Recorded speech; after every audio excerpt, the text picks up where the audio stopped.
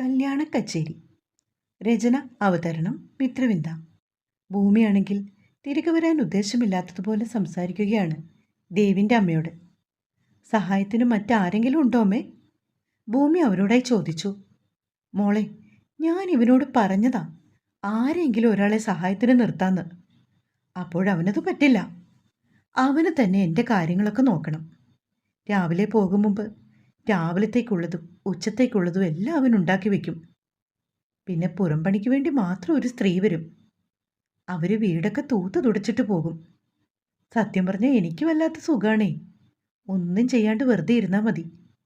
കളി പോലെ അവരത് പറയുന്നുണ്ടെങ്കിലും അവർക്കും ഇപ്പോഴത്തെ അവസ്ഥയോർത്ത് ചെറുതല്ലാത്ത വിഷമം ഉണ്ടായിരുന്നു. ആ സമയം അറിയാതെ ഒരാരാധനയോടെ ഭൂമി ദേവനെ നോക്കിപ്പോയി. അവൻ്റെ അമ്മയോടുള്ള സ്നേഹത്തിലും കരുതലിലും അവൾക്ക് അവനോട് വല്ലാത്ത ഒരുതരം മതിപ്പ് തോന്നി. എങ്കിൽ നമുക്കിറങ്ങിയാലോ ഭൂമി? കാർത്തി ഭൂമിയോട് ചോദിച്ചു. രണ്ടാളും ഉച്ചക്കത്തെ ഊണ് കഴിച്ചിട്ട് പോയാൽ പോരെ? ദേവിൻ്റെ അമ്മ വളരെ സ്നേഹത്തോടെ അവരോട് നോക്കി ചോദിക്കുകയാണ്. അതിന് മറുപടി പറഞ്ഞത് കാർത്തിയാണ്. വേറെ ഒന്ന് രണ്ടിടത്തുകൂടി കയറാനുണ്ടായിരുന്നു. അതുകൊണ്ടാണമ്മേ. ഇനി ഒരിക്കൽ വരാം. അമ്മയൊക്കെ കൂട്ടി ഞങ്ങൾ എല്ലാവരും കൂടി വരാം. ദേവിനോടും അവൻ്റെ അമ്മയോടും യാത്ര പറഞ്ഞ് ഭൂമിയും കാർത്തിക്കും ഇറങ്ങി. രണ്ടാളും പോയി കഴിഞ്ഞപ്പോൾ സുഭദ്രയ്ക്ക് വല്ലാണ്ട് നെഞ്ചു വിങ്ങുകയായിരുന്നു. അവരെ യാത്ര അയച്ചിട്ട് തിരികെ വരുന്ന ദേവ് കാണുന്നതും നിറഞ്ഞ കണ്ണുകൾ അമർത്തി തുടയ്ക്കുന്ന തൻ്റെ അമ്മയെയാണ്. എന്താ അമ്മേ, എന്തു പറ്റി? ഭൂമിമോള് നല്ലൊരു കുട്ടിയായിരുന്നു. അവളെ നമ്മൾ അല്പം താമസിച്ചു പോയി.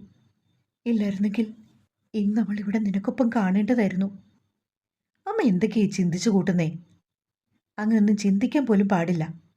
ഇന്നവൾ മറ്റൊരാളുടെ ഭാര്യയാണ്. അമ്മയുടെ ഭാഗത്തു നിന്നും ഇനി മേലിൽ ഇങ്ങനെയുള്ള സംസാരങ്ങളൊന്നും ഉണ്ടാവാൻ പാടില്ല.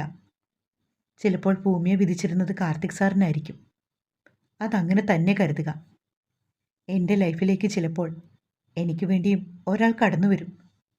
ദേവത് പറഞ്ഞു നിർത്തിയതും എത്രയും പെട്ടെന്ന് തന്നെ ദേവൻ്റെ ജീവിതത്തിലേക്ക് ഒരു നല്ല പെൺകുട്ടി കടന്നു വരണേ എന്ന പ്രാർത്ഥനയോടെ സുഭദ്ര മിഴികൾ ഇറുക്കി അടച്ചു. അതേസമയം വല്ലാത്ത സ്പീഡിൽ ഡ്രൈവ് ചെയ്യുവാണ് കാർത്തി. എന്തു പറ്റി സാർ? സ്പീഡിൽ പോകുന്നേ? കുറച്ച് പതുക്കെ ഓടിക്കുക, എനിക്ക് പേടിയാവുന്നു. വണ്ടിയുടെ സ്പീഡ് കുറച്ചെങ്കിലും അവൻ അവളോട് ഇത്തിരി നേരത്തേക്കൊന്നും സംസാരിച്ചില്ല. പെട്ടെന്ന് കാർത്തിയുടെ ഈ പെരുമാറ്റം ഭൂമിയെ ചെറുതായി വിഷമത്തിന് കാരണമായി. സത്യത്തിൽ ഭൂമിയോടിപ്പോൾ മിണ്ടാതിരിക്കുന്നത് അനാവശ്യമായിട്ടാണെന്ന് കാർത്തിക്കിന് നന്നായി അറിയായിരുന്നു. പക്ഷേ അവന് മനസ്സിൻ്റെ സമ്മർദ്ദം കുറയ്ക്കാൻ ഇപ്പോൾ ഇതാവും ഏറ്റവും നല്ലതെന്ന് തോന്നി. അവരുടെ കാറ് ഗേറ്റ് കടന്നകത്തേക്ക് കയറി. ഭദ്ര, എനിക്കൊരു ചായ ഉണ്ടാക്കി തരൂ, നല്ല തലവേദന. അതിനെന്താ സാർ, ഞാൻ ഇപ്പം തന്നെ ഉണ്ടാക്കി വരാം. റൂമിലേക്ക് പൊയ്ക്കോളൂ. അതും പറഞ്ഞുകൊണ്ട് ഭൂമി നേരെ അടുക്കളയിലേക്ക് നടന്നു. കാർത്തി തൻ്റെ റൂമിലേക്കും പോയി. അല്പനേരം ബാൽക്കണിയിൽ പോയി നിന്ന് കാർത്തി. ഭൂമിയെ മറ്റൊരാൾ സ്നേഹിച്ചിരുന്നു എന്ന് പോലും തനിക്കിപ്പോൾ ചിന്തിക്കാൻ കഴിയുന്നില്ല. കാര്യം, ഭൂമി അവൻ കല്യാണം കഴിക്കാനിടയായ സാഹചര്യവും അതിനുശേഷം അവളോട് കാണിച്ച വെറുപ്പുമൊക്കെ അവന് വ്യക്തമായിട്ടറിയാം. പക്ഷെ അന്നത്തെ ഒരു സാഹചര്യത്തിൽ അങ്ങനെ പെരുമാറാനേ അവനെക്കൊണ്ട് കഴിയുമായിരുന്നുള്ളൂ. കാരണം ഒട്ടും താല്പര്യപ്പെടാതെ തൻ്റെ ജീവിതത്തിലേക്ക് കടന്നു വന്നവളാണ് ഭൂമി. പക്ഷെ ഇപ്പോൾ അവൻ അവളെ പ്രണയിക്കുന്നുണ്ട്, ആത്മാർത്ഥമായി തന്നെ. ഭൂമി ചായയുമായി റൂമിലേക്ക് വന്നതും കാർത്തിക്കിനെ അവിടെ എങ്ങും കാണാതായതോടെ അവൾ ബാൽക്കണിയുടെ ഡോർ തുറന്ന് കിടക്കുന്നത് കണ്ടു. നേരെ ചായക്കപ്പുമായി അവൾ ബാൽക്കണിയിലേക്ക് നടന്നു. അവിടെ ഇട്ടിരുന്ന സോഫയിലിരിക്കുവാണ് കാർത്തി. സർ, ദാ ചായ. ഭൂമി ചായക്കപ്പ് അവന് നേരെ നീട്ടി. തനിക്ക് വേണ്ടേ ചായ? കാർത്തി ഒരു ചോദ്യഭാവത്തിൽ ഭൂമിയെ നോക്കി. വേണ്ട, നമ്മളിപ്പോൾ സാറിൻ്റെ വീട്ടിൽ നിന്ന് ചായ കുടിച്ചതല്ലേ ഉള്ളൂ. ഇനി ഞാൻ വൈകിട്ട് കുടിച്ചോളാം. അതും പറഞ്ഞ് ഭൂമി തിരികെ റൂമിലേക്ക് നടക്കാൻ തുടങ്ങിയപ്പോഴാണ് കാർത്തി അവളെ കയ്യിൽ പിടിച്ച് അവനിലേക്ക് വലിച്ചടുപ്പിച്ചത്. തീർത്തും അപ്രതീക്ഷിതമായ ഒരു നീക്കമായിരുന്നു അത്. അതുകൊണ്ട് തന്നെ പെട്ടെന്നുള്ള അവൻ്റെ ആ പിടുത്തത്തിൽ നിലതെറ്റി ഭൂമി അവൻ്റെ മടിയിലേക്ക് വീണു. കാർത്തിയുടെ കൈകൾ അവളെ പൊതിഞ്ഞു പിടിച്ചു. സാർ എന്തായി കാട്ടണത്? എന്നെ വിട്ടേ. കാർത്തിയുടെ കയ്യിൽ നിന്നും പിടഞ്ഞു മാറാൻ ഭൂമി പരമാവധി ശ്രമിക്കുന്നുണ്ട്. ഇത്ര ധൃതി വെച്ച് എങ്ങോട്ടാ പോകുന്നേ? ഇവിടെ ഇരിക്ക് കുറച്ചു നേരം. അവളെ തന്നിലേക്ക് അമർത്തി പിടിച്ചുകൊണ്ട് കാർത്തി പറഞ്ഞു. നല്ല മഴ വരുന്നുണ്ട് സർ. കാണുന്നില്ലേ മഴമേഘം? ആകാശത്തേക്ക് കണ്ണെത്തിച്ചുകൊണ്ട് ഭൂമി പറഞ്ഞു. അതിനിപ്പോൾ എന്താ, മഴ നല്ലതല്ലേ? കാർത്തി ഒരു പ്രത്യേക താളത്തിൽ അവളിലേക്ക് മുഖം അമർത്തിക്കൊണ്ട് പറഞ്ഞു. അയ്യടാ, മുകളിൽ തുണി ഉണക്കാൻ ഇട്ടിട്ടുണ്ട്. ഇന്ന് രാവിലെ കൂടി അമ്മ വിളിച്ച് ഓർമ്മിപ്പിച്ചേ ഉള്ളൂ, അത് മറക്കാതെ എടുക്കണമെന്ന്. അവൾ അവൻ്റെ കയ്യിൽ നിന്നും കുതിറിപ്പിടിഞ്ഞുകൊണ്ട് പറഞ്ഞു. എങ്കി വാ, ഞാനും വരാം.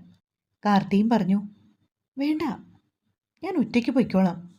ഭൂമി പറയുന്ന കേക്ക്. ഒടുക്കം നിവൃത്തിയില്ലാണ്ട് അവൾ അവനൊപ്പം ടെറസിലേക്ക് കയറി. തുണികൾ എടുത്തുകൊണ്ട് നിൽക്കുന്ന സമയത്ത് തന്നെ മഴ ചാറി തുടങ്ങി. ഒന്നിനു പിറകെ ഒന്നായി പെയ്യുന്ന മഴത്തുള്ളികളെ വകവയ്ക്കാതെ കൊണ്ട് ഭൂമി ഓരോരോ തുണികളായി പെറുക്കിയെടുത്ത് മുകളിലെ ഓപ്പൺ റൂമിൽ വെച്ചു. കാർത്തി പടിക്കെട്ടുകളിൽ നിന്നപ്പോൾ അവൾ താഴേക്ക് പോകാൻ മടിച്ച് വീണ്ടും ടെറസിൽ തന്നെ നിന്നു. മഴ ആസ്വദിച്ച് മഴത്തുള്ളികളെ കൈക്കുമ്പിളിലാക്കാൻ ശ്രമിക്കുന്നവളെ അവനും ഒരു കൗതുകത്തോടെയാണ് നോക്കി നിന്നത്. മഴ നനഞ്ഞാലോ? ഭൂമി കാർത്തിയോടെ അത് ചോദിക്കുമ്പോൾ അവളെ നോക്കിയൊന്ന് കണ്ണുരുട്ടിയവൻ. അവൻ്റെ മുഖത്ത് കൃത്രിമ ദേഷ്യം പടർന്നതും അവനെ ഒന്ന് ദേഷ്യം പിടിപ്പിക്കാൻ തന്നെ തീരുമാനിച്ചുകൊണ്ട് അവൾ മഴയിലേക്ക് ഓടിയിറങ്ങി. നിമിഷ നേരത്തിനുള്ളിൽ മഴ അവളെ പൊതിഞ്ഞു. മഴയിൽ കൈവിടർത്തി ഒരു മയിലിനെ പോലെ നൃത്തം ചെയ്യുന്നവളെ കാണുകെ അവൻ്റെ കണ്ണുകളും വിടർന്നു. നനഞ്ഞൊട്ടിയ സാരിയിൽ അവളുടെ അഴകളവുകളെല്ലാം വ്യക്തമായി കാണായിരുന്നു. കാർത്തി ഒരു നിമിഷം കണ്ണുകൾ ഇറുക്കിയടിച്ചു. സാറ് വരുന്നില്ലേ? വാ, നമുക്ക് മഴ നനയാം. ഭൂമി ഓടിച്ചെന്ന് അവൻ്റെ കൈപിടിച്ച് അവനെയും മഴയിലേക്ക് വലിച്ചിട്ടു. മഴയത്ത് തുള്ളിക്കളിക്കുന്നവളെ പൊടുന്നനെ അവൻ എടുത്തുയർത്തി.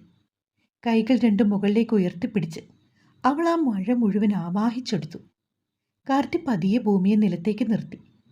പെട്ടെന്നൊരു മിന്നൽ പിണർ അവരെ ചുറ്റി കടന്നുപോയതും ഭൂമി കാർത്തിയുടെ നെഞ്ചിലേക്ക് മുഖമമർത്തി. വാ, നമുക്ക് പോകാം, എനിക്ക് പേടിയാവുന്നു. എന്തിന്? അത് ഇപ്പം ഇടിവെട്ടും. വേണ്ട, നമുക്ക് കുറച്ചു നേരം കൂടി മഴ നനയാം. കാർത്തിയുടെ ചൂടുന്ന വിശ്വാസം അവളുടെ കാതിൽ പതിഞ്ഞതും ആ മഴയിലും അവൾ ഒന്നു പിടഞ്ഞു. കാർത്തിയുടെ ചുണ്ടുകൾ അവളുടേതുമായി ചേർന്നു. ഏറെ നേരം നീണ്ടുനിന്ന ആ ദീർഘചുംബനം അവസാനിക്കുമ്പോൾ അവൾ അവൻ്റെ നെഞ്ചോട് ഒട്ടി നിൽക്കുകയാണ്. അവൻ്റെ കൈകൾ സാരിക്കിടയിലൂടെ വെളിവായ അവളുടെ വയറിലേക്ക് അമർന്നു. വെണ്ണയിൽ വിരലമർത്തും പോലെ ഒരു തോന്നൽ, പഞ്ഞി പോലെ അത്രയും മൃദുവായുള്ളൂ. വദ്രെ, ഐ നീഡ് യു. കാർത്തിയുടെ സ്വരം കാതിൽ പതിഞ്ഞതും അവൾ ഏതോ ആലസ്യത്തിൽ അവനോട് കൂടുതൽ ചേർന്ന് നിന്നു. കാർത്തി ഭൂമിയെ കൈകളിൽ കോരിയെടുത്ത് താഴേക്ക് നടന്നു. അവർ പോകും വഴിയെല്ലാം അവളുടെ വസ്ത്രത്തിൽ നിന്ന് ഊർന്നു വീണ വെള്ളം തളം കെട്ടി നിൽക്കുകയാണ്. കാർത്തി അവളെ ബെഡിലേക്ക് കിടത്തിയപ്പോഴാണ് ഭൂമി മിഴികൾ തുറന്നത്. അവൾക്ക് അവനെ നോക്കാൻ വല്ലാത്തൊരു നാണം തോന്നി. നനഞ്ഞ ഷർട്ടൂരി ബിന്നിലേക്ക് ഇട്ടുകൊണ്ട് കാറ്റുപോലെ അവൻ അവളിലേക്ക് ചാഞ്ഞു. അവൻ്റെ നനന്ന നെഞ്ചിലെ രോമക്കാട്, അതിലേക്ക് പറ്റിച്ചേർന്ന് കിടക്കുന്ന സ്വർണ്ണമാലയും അവൻ്റെ നെഞ്ചിലാകെ പൊട്ടിച്ചേർന്ന വെള്ളത്തുള്ളികളിലേക്കൊക്കെ അവളുടെ നോട്ടം വഴുതി വീണു. കാറ്റിന് പോലും കടക്കാൻ പറ്റാത്ത രീതിയിൽ കാർത്തി ഭൂമിയെ പൊതിഞ്ഞു പിടിച്ചു. അവളിലെ ആഭരണങ്ങൾ ഒന്നായി അഴിച്ചു മാറുന്ന തിരക്കിലാണവൻ. ഭൂമി മിഴികൾ ഇറുക്കി അടച്ചു കിടന്നു. ഇരുവരുടെയും വസ്ത്രങ്ങൾ നിലത്ത് പലയിടത്തായി ചിതറിക്കിടന്നു. കാർത്തിക്കിൻ്റെ അധരങ്ങൾ കഴുത്തിൽ നിന്ന് താഴേക്ക് ഇഴഞ്ഞു നീങ്ങിയതും ഭൂമിയൊന്നുയർന്നു പൊങ്ങി. അവൻ്റെ മുഖം ലക്ഷ്യസ്ഥാനം തേടി വീണ്ടും താഴേക്കിഴിഞ്ഞപ്പോൾ കണ്ണേട്ട എന്നൊരു വിളി അവളിൽ നിന്നുയർന്നു. കാർത്തിക്കിനത് വല്ലാതെ ഇഷ്ടപ്പെട്ടു. അവൻ്റെ ആവേശം കൂടി. തൻ്റെ പെണ്ണിൻ്റെ പൂവിടലിലൂടെ അവൻ്റെ ചുണ്ടുന്നാവോ അലിഞ്ഞു ചേർന്നു. അവൻ്റെ ഓരോ ചുംബനവും ഏറ്റുവാങ്ങുമ്പോഴും അവളിലൊരു തിരവന്നു പുൽകുന്ന അനുഭൂതിയായിരുന്നു. തൻ്റെ പെണ്ണിൻ്റെ ഓരോ ഭാവവും കാണുന്തോറും അവനിലെ പുരുഷനും ഉണർന്നു തുടങ്ങിയിരുന്നു. ഒടുവിൽ അവൾക്കൊരു ചെറുനോവ് നൽകി അവനവളെ പൂർണ്ണമായും തൻ്റേതാക്കിക്കൊണ്ട് അവളുടെ നെഞ്ചിലേക്ക് തളർന്നു വീണു. ഭൂമി അവനെ ഇറുക്കപ്പുണർന്നു. ആ കിടപ്പിൽ തന്നെ അവർ ഉറങ്ങിപ്പോയിരുന്നു. രാവിലെ നേരത്തെ എഴുന്നേറ്റതുകൊണ്ട് ഇരുവർക്കും വല്ലാത്തൊരു ഉറക്ഷീണം ബാക്കിയായിരുന്നു. ഇരുവരും ഉറക്കി എഴുന്നേൽക്കുമ്പോൾ സമയം ഏകദേശം വൈകുന്നേരത്തോടടുത്തു. അപ്പോഴാണ് കാർത്തികം അറിയുന്നത് അവളുടെ മൃദുലതകളിൽ മുഖമമർത്തിയാണ് താൻ ഇത്ര നേരം ഉറങ്ങിയതെന്ന്.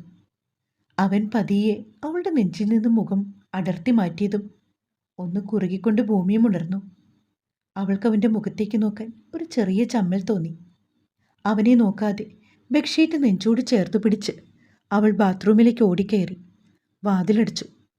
ആ വാതിലിൽ ചാരി നിന്ന് താളം തെറ്റി മിടിച്ച ഹൃദയത്തെ വരുതിയിലാക്കാൻ ശ്രമിച്ചു. അവളുടെ ഈ ഓട്ടപ്പാച്ചിൽ കണ്ടതും കാർത്തിക്ക് ചിരി വന്നു.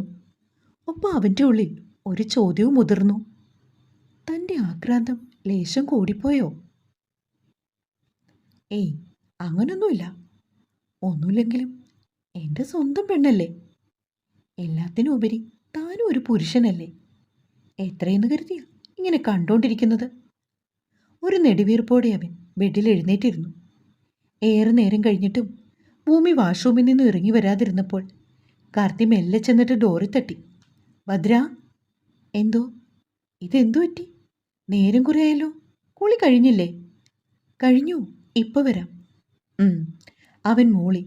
എന്നിട്ടും 10 മിനിറ്റ് കഴിഞ്ഞിട്ടും അവൾ ഇറങ്ങി വരുന്നില്ല. ഭദ്ര. കഴിഞ്ഞു, ദാ വരുന്നു. ബാത്റൂമിൻ്റെ വാതിൽ മെല്ലെ തുറന്നുകൊണ്ട് അവൾ വെളിയിലേക്ക് ഇറങ്ങി വന്നു. കാർത്തിയുടെ മുഖത്ത് നോക്കാതെയുള്ള പെണ്ണിൻ്റെ നടപ്പും ഭാവവും അത് കണ്ടപ്പോൾ അവന് ചിരി വന്നു. അതെ, എനിക്കുള്ളതാണിതെല്ലാം. ഞാനൊന്ന് കണ്ടെന്ന് കരുതി അത്ര വലിയ തെറ്റൊന്നുമില്ല കേട്ടോ. ഒന്നുമില്ലെങ്കിലും അഗ്നിസാക്ഷിയായി 4 ആളുടെ മുൻപ് വെച്ച് തന്നെ താലി ചാർത്തിയ പുരുഷനല്ലേ. ആ ഒരു പരിഗണനയെങ്കിലും തരൂ ഭദ്ര.